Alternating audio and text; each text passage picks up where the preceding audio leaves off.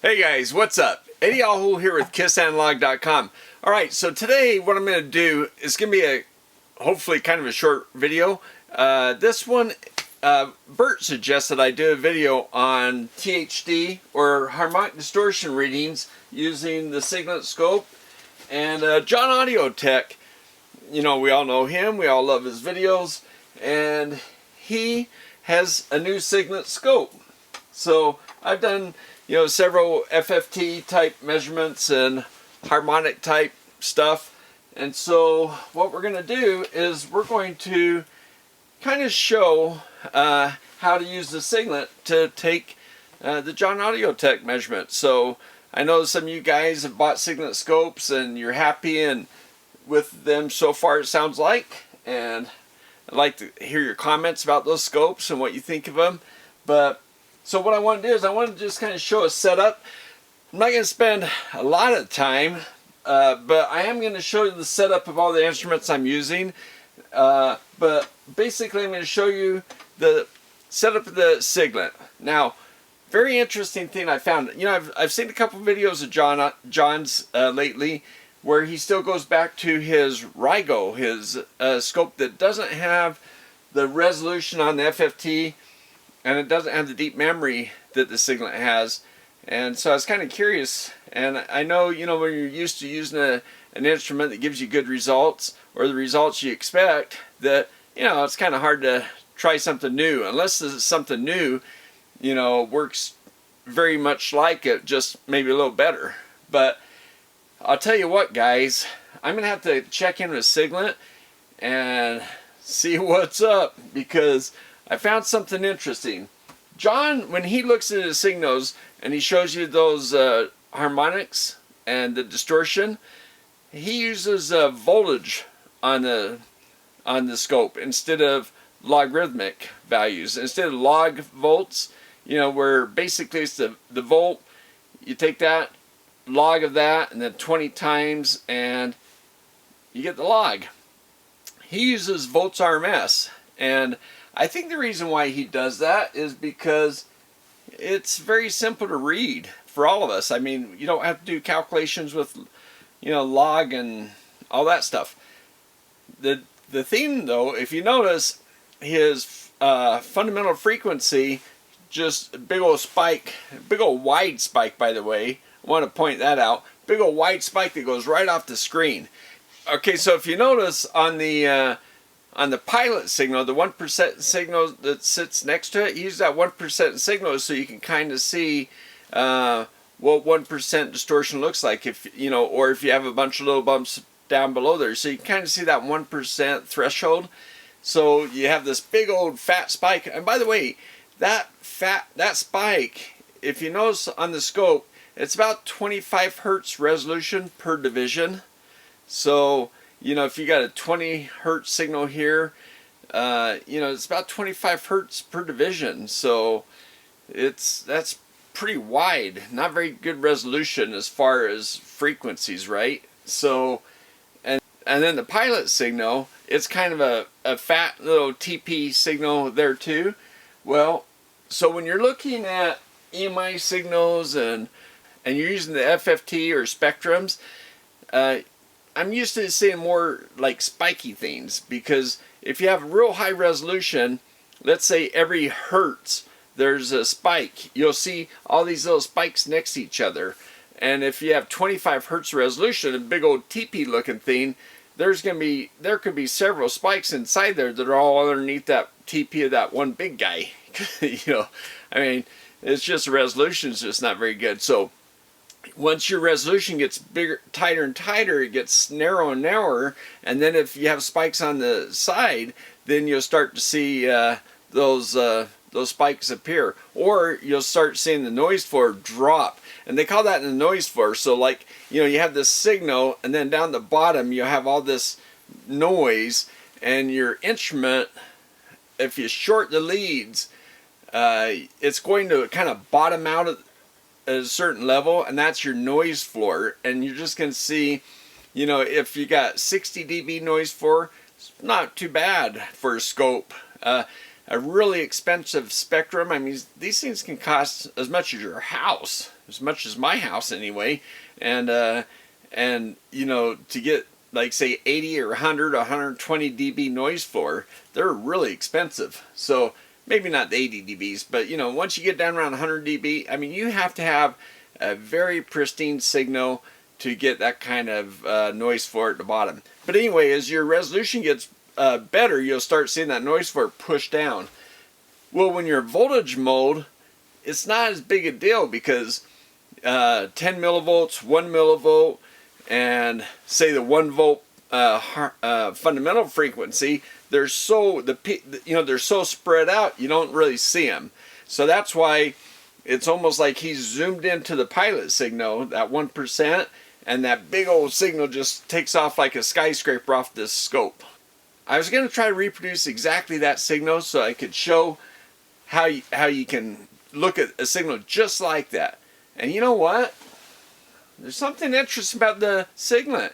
It didn't like to look at the dB volts. Now honestly, I haven't upgraded my firmware on this thing since I bought it a couple years ago. I think it's been a couple years now. So I should update the firmware because it's not fair. They maybe have fixed that. I'm going to check with Siglent and find out what the story is on that. Maybe I'm doing something wrong. But you know, on the GWN stack I can see the signals. So there's something going on.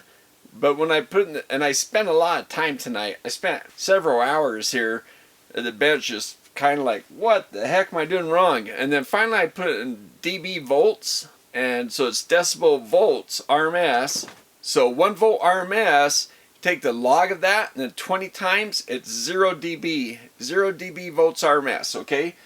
Once I did it that way, then when I put my 1 volt RMS signal, I got 0 dB. But before, I basically was getting a factor of 10 of a signal too small. So instead of getting 1 volt, I was getting, say, 100 millivolt, about a tenth of what I should have been getting.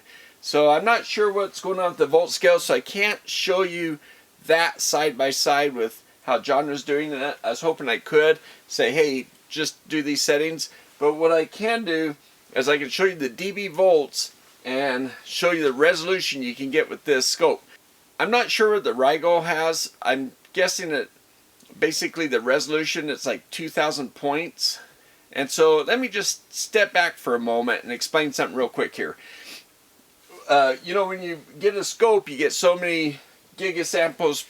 Like this scope, I get 1 gigasample per second, okay? So many samples I'm going to take. So when you're looking at a normal scope, what you're looking at is voltage amplitude with time, right? So you can change your scales, and you can go 1 kilohertz, 10 kilohertz, 100 kilohertz. You can look at those frequencies, and you can see modulation, you know, frequencies mixed in with those frequencies. But it's hard to discern or pick out what frequencies. You can zoom in and stop and put your things and say, oh, I got 100 kilohertz riding on top of this 1 kilohertz, or 10 megahertz riding on top of this 100 kilohertz signal.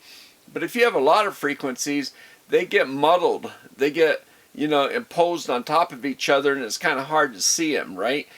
I mean, a good example is if you ever seen a voice, you know, music on your scope.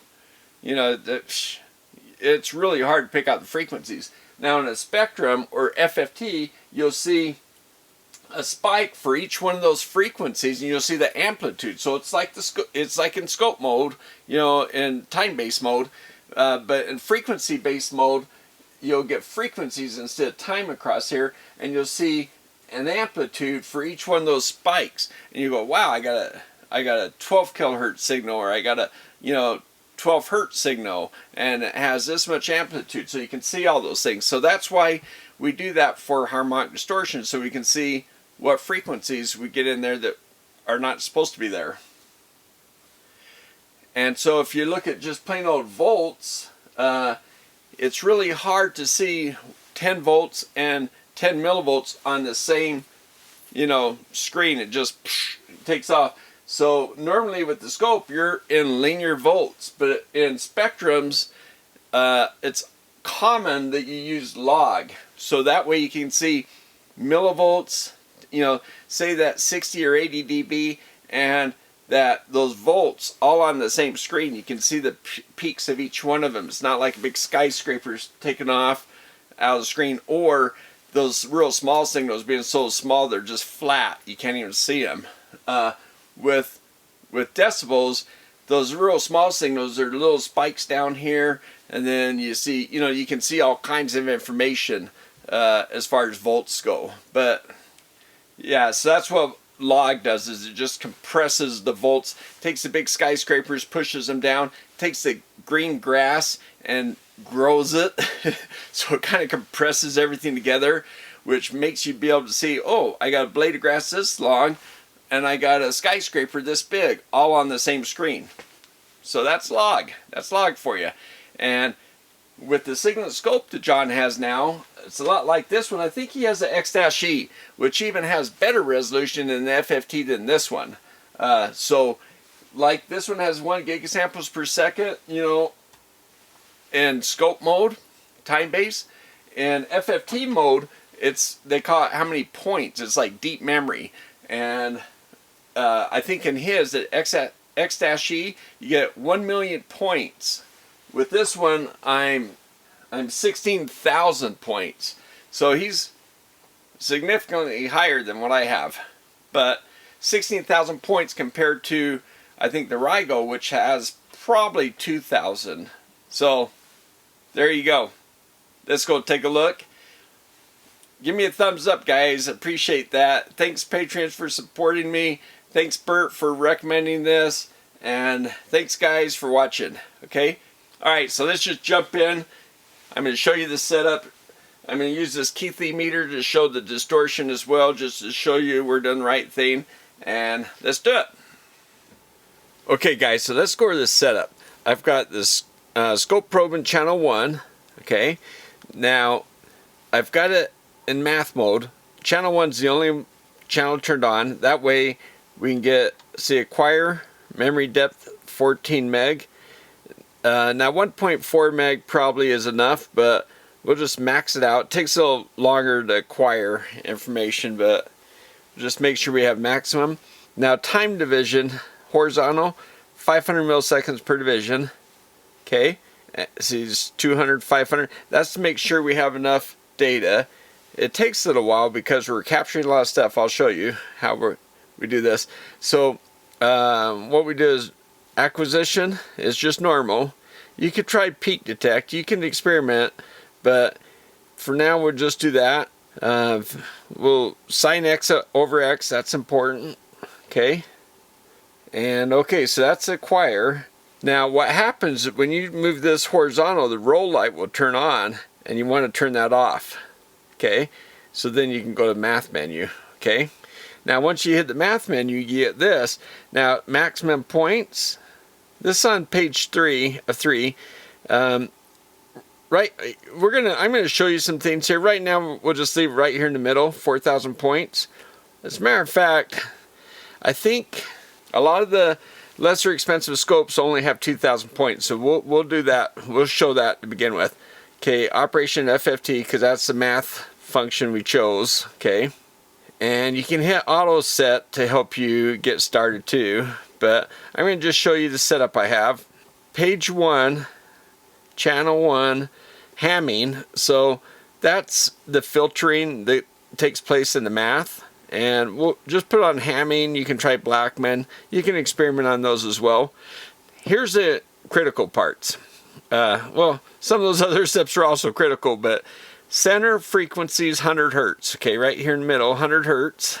And then 20 hertz per division. Okay. So if this is 100, that'll be 80, 60, 40, 20, 0, okay? And then we'll come out to 200 hertz.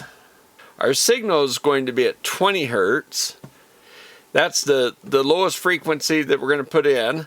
And then we'll put that pilot signal, say 50 hertz. The pilot signal, you don't want it an even harmonic of the 20 hertz, so you don't want 40, 60, so you put something in between. So we'll put 50, okay? So that's the frequencies, okay? That's the frequencies we can see. Now as far as voltage level, okay, do this. Reference level, right now it's 18. might have to change this, but do set it for 20 dBs, okay, 20 dB volts, and units, put it in dB volts RMS. See, there's volts RMS, but put it in dB volts RMS. And then display, you can do this full screen or split or exclusive. Just put it on exclusive so you get the whole window, okay?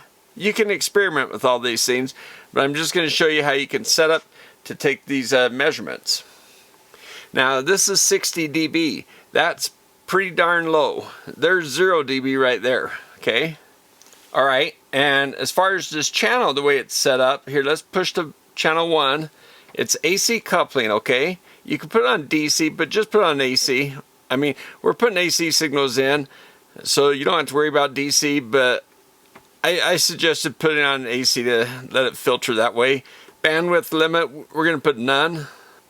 Probe 10x, impedance 1 meg, and units are volts, and inverts off. Okay, so that's how that guy's set up. So it's 1 volt per division. The core, see right there, there's 2 volts. We're going to put 1 volt per division. You can probably put it half a volt, maybe get a little bit better resolution. And our triggering, we just push the button in so it's centered in the middle. It's rising edge. Now when I change the volts per division, you see it changed my scale. So I got to go back to my scale, and or my reference level, and let's drop that back down to 20 dB. Yeah, I kind of wish it wouldn't do that automatically, but it does. Okay, so that puts 0 here, and that 20 dB is at the top of the screen. Then minus 20 and so on. So we're at minus 60. We're back to there. All right, that was good that we did that. That was good just to show you how that's going to affect that. Okay, now we're all set up. Okay.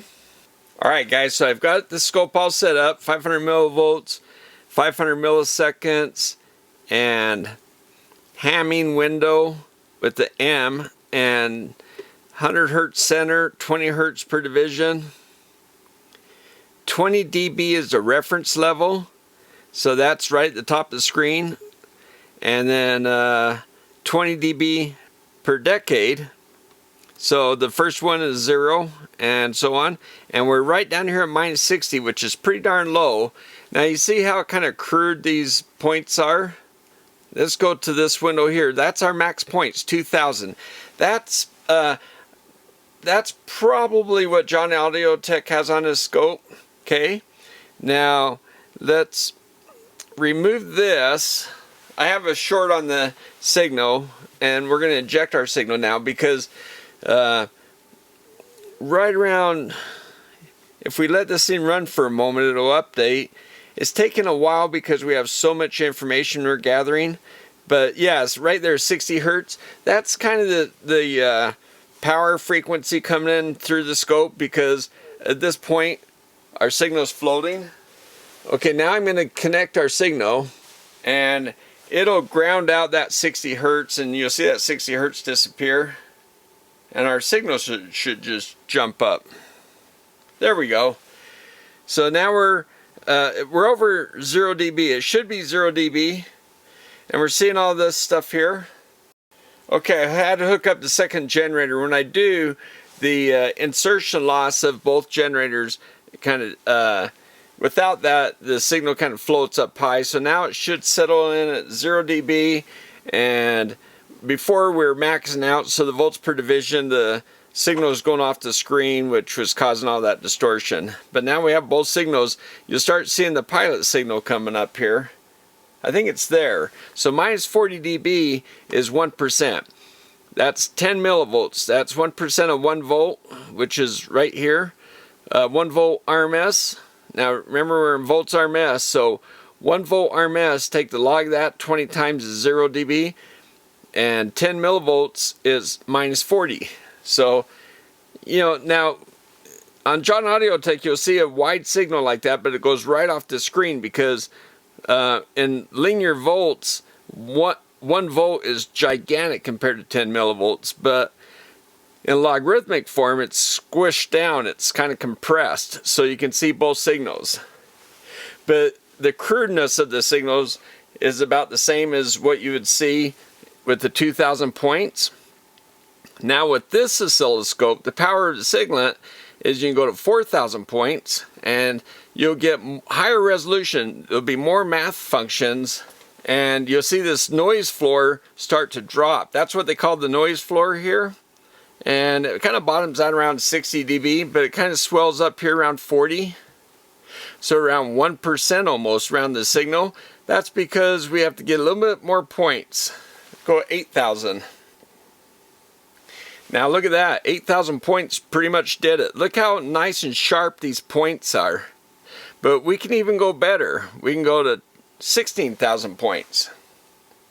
Now this is with the 1202X. The 1202X-E has even more points. I think it has another level that you can go down, but look how clean that is, and look at all this stuff down here. This is a lot of information, and we have these 2 points. So there's our 1 volt RMS signal, and there's our 10% pilot signal. Now watch, I'll just go ahead and change that to another frequency. This is 100 hertz. I'll change it to, now this be 120, so I'll change it to 110 hertz. Okay, so I just changed it. You see it hop over there, and it has to take some math, and you know, you can see how like the math kind of had 2 points there for a moment, but there it is. There's our 1% signal jumping over there. So there we go. That's how we can reproduce the JohnAudioTech test with a log function and get really high resolution. Alright guys, and this one, here's all the probes all tied together. This one here is from the GW scope. That's a generator input there, and then our generator input here from the Siglent generator. So and this one's from the Keithley THD meter. Okay, this is a Siglent scope that's wrapping back around here, and this guy is going to the GW, so I can take both scopes and kind of compare, make sure they agree, which they did. Both set at ×10, by the way, and this little white jumper was what I used to short the connection. When what I did is I opened this connection and I opened the other generator so they're open, and then I shorted the 2 connections to set up the scope. So when I removed this short, that's when you saw the 60 hertz power frequency kind of come through, because everything's kind of floating. Okay guys, that's our Keithley THD meter, and you can see it's bouncing between 0.9 and 1% THD. That's with the 50 hertz pilot signal and the 20 hertz fundamental. Okay, and there is our Siglent SDG 810 generator, and it's set up right there at 20 hertz, 1 volts RMS. Okay guys, and that is the GW Instech scope using its generator output 1, and it is set for 50 hertz, and it's set for the 10 millivolts pilot signal. And you can see -40, it's reproducing the same thing as Siglent. It's got the 0 dB and the -40 at 50 hertz. Hey guys, what do you think? That was pretty cool, right?